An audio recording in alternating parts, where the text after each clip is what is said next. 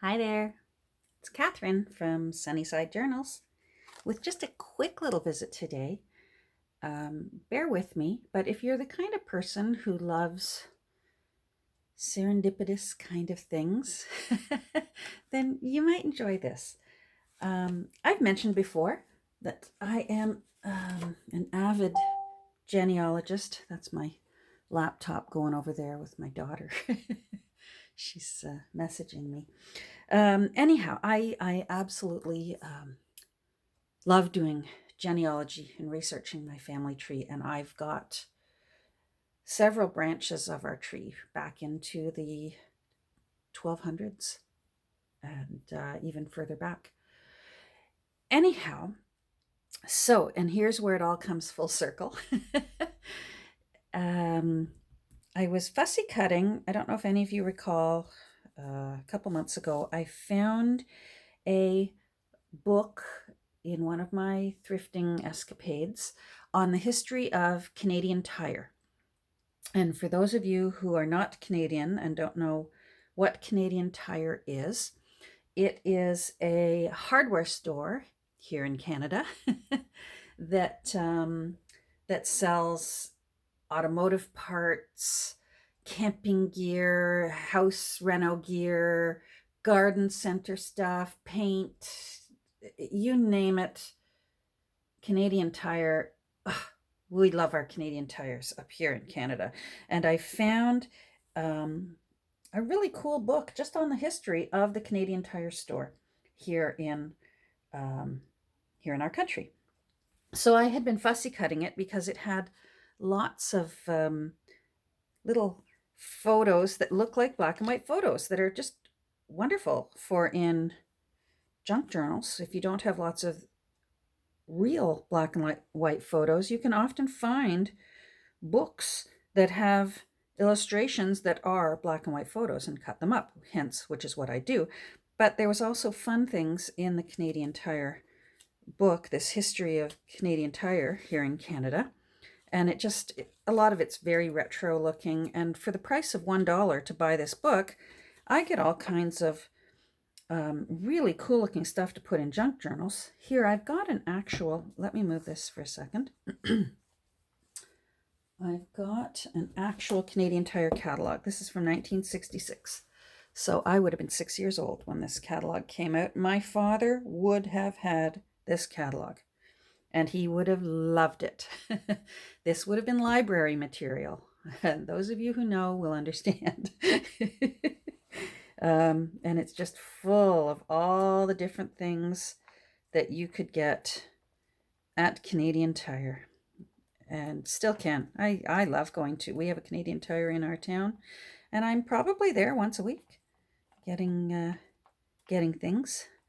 Nowadays, it's awesome because you can find what you want, book it online, and they'll have it ready for you at the customer service, and you can just go over and get it. That saves me time because when I wander through Canadian Tire, I end up spending more money. Now I've lost what I wanted to share with you because it was so cool. Jeepers. So my little town, here we go.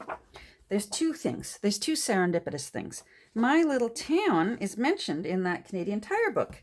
And I just thought this was fun because it talks about the grand opening of the Canadian Tire here. And hold on, oh, jeepers, I'm not even, there we go. Bear with me. It talks about the grand opening. There were roses for the ladies and balloons for the children. And there's the sign, the Canadian Tire sign, 1959, February 59. So I'm not even sure I was a sparkle in my father's eye yet, because I'm November 59, February, March, April, May, June, July, August, September, October. No, I wasn't even a twinkle in my dad's eye yet. Anyhow, this Canadian Tire, that building right there, that's my favorite thrift store that I go to now.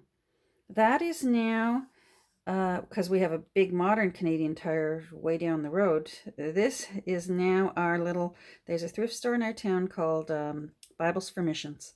And that is now the Bibles for Missions. And when I say that I've been out thrifting and found some really good stuff, and usually it's 59 cents. That's the building that I'm in when I go and find my cool stuff. So I thought I'd share that. But then the coincidences with this book get even better because I'm fussy cutting away. I was fussy cutting out these guys to make people a la Tim Holtz. And I just thought that guy looked good. Guys in the 40s with their hats and their overcoats on always looked like gangsters. And he's even got a cigarette. Well, they were standing in front of a truck, and I had it all cut out before I realized what I was cutting at the time. They were standing in front of a truck celebrating the grand opening of J.L. Spillett and Sons Newmarket Canadian Tire Store grand opening. And this was J.L. Spillett right here, and I guess this is his son. And the interesting thing is, I'm cutting away, and I thought, oh, haha, Spillett, my great-grandmother's name was Jemima Spillett. And then I realized, hold on, Newmarket.